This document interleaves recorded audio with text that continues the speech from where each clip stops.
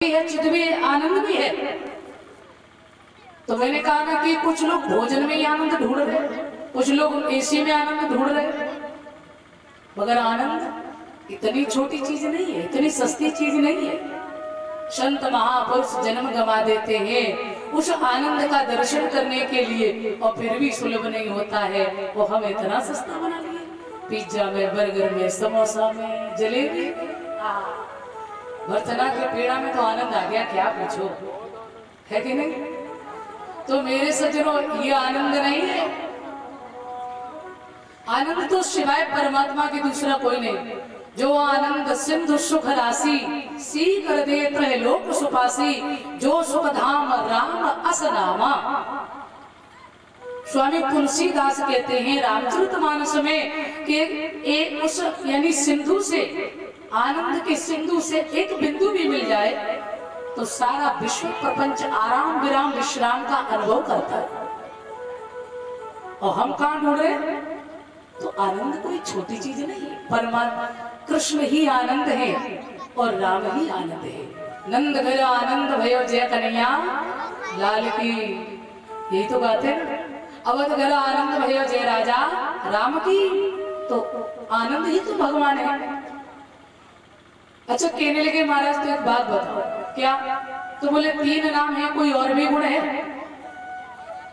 हाँ बिल्कुल है। क्या? ताप त्रय, 3 प्रकार के ताप हैं। दैहिक दैविक भौतिक तापा, राम राज्य काहू नहीं व्यापा। ये 3 प्रकार के तापों को नष्ट करने की यदि शक्ति है तो वो केवल भगवान के नाम में। अच्छा, कोई भी ताप हो भगवान के नाम के सामने नहीं टिकता है, कोई भी पाप हो भगवान के नाम के सामने नहीं टिकता है। अच्छा, और कुछ है? ताप त्रय विनाशाय, कहते हैं वो सच्चिदानंद स्वरूप है, वो सृष्टि का करता है, पालन करता है, संहार करता है, 3 प्रकार के ताप नष्ट करता है।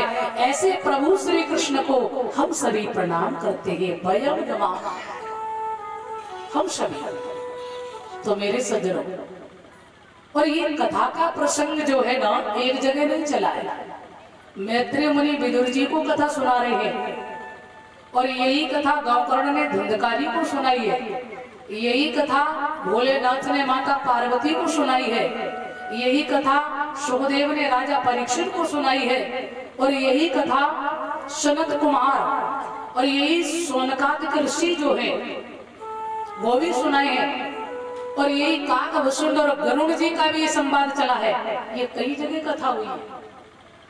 आपने सुंदर भक्ति ज्ञान वैराग्य धुंधकारी का चरित्र सुना, मां भारत का चरित्र सुना, और हर कथा से कुछ न कुछ अवश्य मिलता है, गुण रहस्य जरूर होता है। महाभारत का जो प्रसंग आप सुन रहे थे, अच्छा ये बताओ, किसी को याद है कि महाभारत में कहां प्रसंग था आपका? बताओ। है? अरे वाह, तो सुन रहे हो मुझे, ठीक है, बहुत बहुत धन्यवाद भैया, बहुत अच्छी बात। ऐसे सुननी चाहिए कथा, श्रोता बनकर सुनो तभी तो कुछ मिलेगा। यानी परीक्षित जी का जन्म हुआ है। कहते हैं पांडवों को विजयश्री हुई, विजयश्री दिलवाने के बाद जब भगवान जाने लगे ना द्वारिका के लिए, तो उसी समय जब परीक्षित गर्भ में पल रहे थे, ये 2 ऐसे महापुरुष हैं, एक तो सुखदेव जी महाराज और एक परीक्षित जी।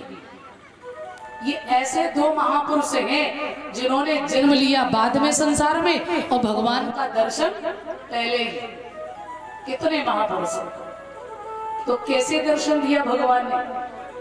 क्योंकि जब भगवान जा रहे हैं तो ऐसा अग्नि बाण छोड़ा है, उत्तरा के गर्भ को जलाने लगा है। उत्तरा त्रहा माम पाहे पाहे महायोगिन देव देव जगतपते, हे द्वारिकाधीश मेरी रक्षा करो, मेरी रक्षा करो।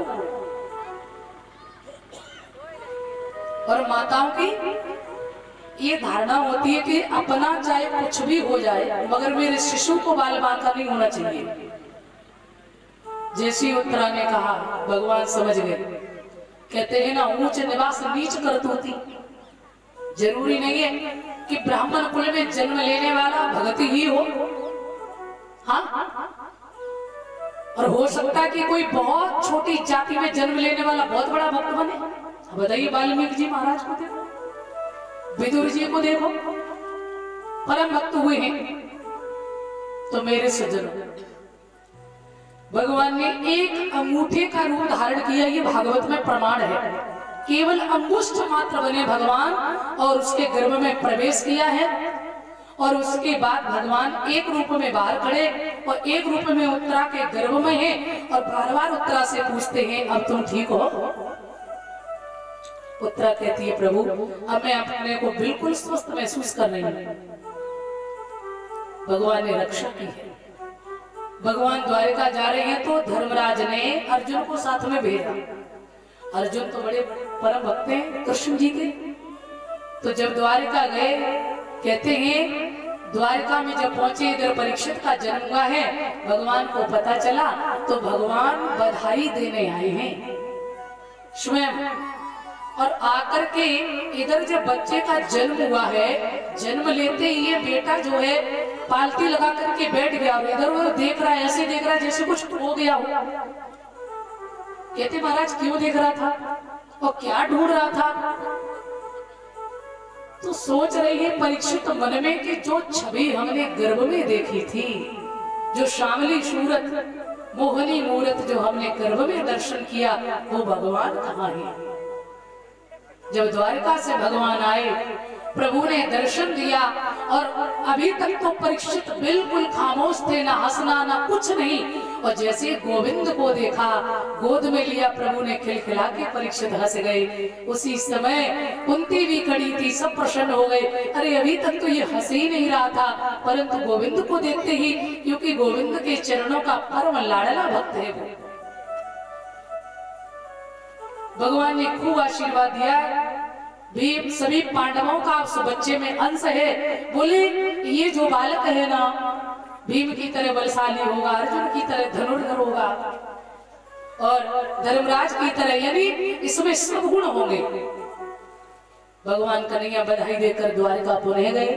अर्जुन साथ में जाते हैं, मगर उसी समय कहते संतों का जो श्राप लगा हुआ था कि तुम सब अहीर आपस में लड़ लड़ के मरोगे। द्वापर का अंत होने वाला है, कलयुग आने वाला है। इधर भगवान के बच्चों के मन जो थे, बुद्धियां जो थी, वो बिगड़ने लगी, आपस में ही तकरार करने लगे, युद्ध छिड़ गया, झगड़ा होने लगा। अर्जुन साथ में ही है। इधर बहुत जब मारे गए, बलराम जी ने देखा तो शेष समुद्र में समा गए। शेष जी समुद्र में समा गए, और इधर कन्हैया समझ गए कि प्रलय तो होनी ही है, हमारे परिवार, ये हमारा परिवार जो है, और तो मैंने सबका उद्धार कर दिया, मगर मेरा परिवार बहुत भारी है, इस धरातल पर ये बोझ है, तो इसका भी तो विध्वंस होना है। भगवान कन्हैया ने अर्जुन से कहा, अर्जुन तुम हमारी भाइयों को लेकर जाओ राधा रानी की शरण में, वहां इनका कल्याण होगा। और इधर भगवान कृष्ण का जो सारथी था दारुक नाम का, भगवान ने कहा जाओ द्वारिका में जितने लोग बचे हैं, 2-4, क्योंकि सबका विध्वंस हो गया, 2-4 जो बचे उनसे कह दो निकल के बाहर आ जाओ। क्यों? बोले हमारे जाते ही द्वारिका समुद्र में डूब जाएगा। इधर गोविंद ने एक बहेलिया को मौत का कारण बनाया। कुछ लोग कहते हैं ये वही था जो त्रेता में भगवान श्री राम जो बाली को मारा था, वही बदला भगवान ने दिया है आकर।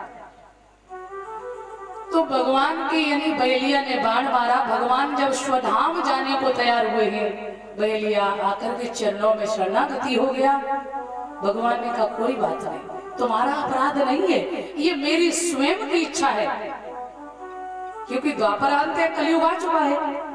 भगवान अपने गौलोक धाम पधारे। बोल गोविंद भगवान की। इधर अर्जुन भाइयों को लेकर जा रहे हैं, तो कहते हैं बे अर्जुन बे बान गोपिका भीलन लूटी। भीलन ने ना लूटी थी, समझ लो, ये भागवत जी में कहा है कि जो यानी गोविंद स्वयं गोप बन करके आए। अच्छा एक बात बताओ, रुक्मणी जो है भगवान की पत्नी रुक्मणी कोई साधारण तो है नहीं, लक्ष्मी स्वरूप है कि नहीं, लक्ष्मी की अवतार है कि नहीं? तो वो सभी देवियां हैं और उन्हें एक साधारण बालक, साधारण मनुष्य क्या बिगाड़ सकता है? ये जो इनमें जो थोड़ा सा नमक मिर्च मिलाया गया ना, ये अतिशयोक्त बनाने के लिए, मगर ऐसा है नहीं है। भगवान स्वयं गोप बनकर गए और उन्होंने स्वयं किसके लिए गए कि जाते जाते भगवान ने अर्जुन का भी अहंकार चूर, बोले मेरे बिना तेरा गांडीव किसी काम का नहीं है। ये अर्जुन को ज्ञान कराने गए थे भगवान, ना कि हरण करने। बोल द्वारकाधीश भगवान की पांडवों को पता चला है, कुंती बुआ ने 2 मिनट में खड़े खड़े अपने प्राण त्याग दिए कि मेरे गोविंद इस धरा से चले गए। सभी पांडवों ने सोचा कि जिन गोविंद के बिना हमने एक पल जीना नहीं सीखा, अब मैंने यहाँ संसार में रहकर करूंगा क्या? तो परीक्षित बड़े हुए, उन्हें राजगद्दी दी। सभी पांडव जाते हैं जहां जिसका समय आया, शरीर को नष्ट किया। अंत में सशरीर केवल धर्मराज स्वर्ग में गए हैं, उन्हें भी एक पल नरक दर्शन करना पड़ा। अब परीक्षित के हाथ में जब राज्य आया, जिसके बाबा परबाबा द्वारकाधीश के साथ में रहे हो, तो उनके नाती कोई ऐसे वैसे तो हो गए नहीं महाराज, बड़ा धर्मात्मा है। हाँ, साधु संतों की सेवा कर रहे हैं, आश्रमों में रूप बदलकर राजसी ठाट में नहीं, साधारण मनुष्य बन करके और कैसे न कैसे करके संतों के मंदिरों में जाकर झाड़ू लगाते, आश्रमों की सफाई करते, सेवा करते हैं। एक दिन उन्होंने अपने खजाने में क्या देखा कि जरासंध से जीत करके एक मुकुट लाए थे भीम दादा। वो मुकुट उठाया और अपने सर पे धारण कर जंगल में गए, तो क्या देखा, एक गाय है, बैल है, एक पुरुष है काला जो कलयुग है, धर्म ही बैल है और पृथ्वी गाय रूप लेकर के भाग रही जब धर्म हो रहा है। परीक्षित से जब भेंट हुई तो दोनों जब व्याकुल दिखाई दिए, शरणागति हो गए। परीक्षित ने कहा, कहो क्या बात है? बोले ये हमें मार रही है। सतयुग त्रेता में मुझे कोई दुख नहीं था, द्वापर में कोई दुख नहीं था, मगर इस कलयुग के आते ही आते अधर्म होने लगा। परीक्षित ने कहा ऐसा हो ही नहीं सकता हमारे राज्य में, मारने के लिए दौड़े तो कलयुग शरणागति हो गया। अब ये ज्ञान पितामह भीष्म ने पांडवों को दिया था और पांडवों ने दिया था परीक्षित को कि यदि कोई दुश्मन भी शरणागति हो जाए तो उसको एक बार माफ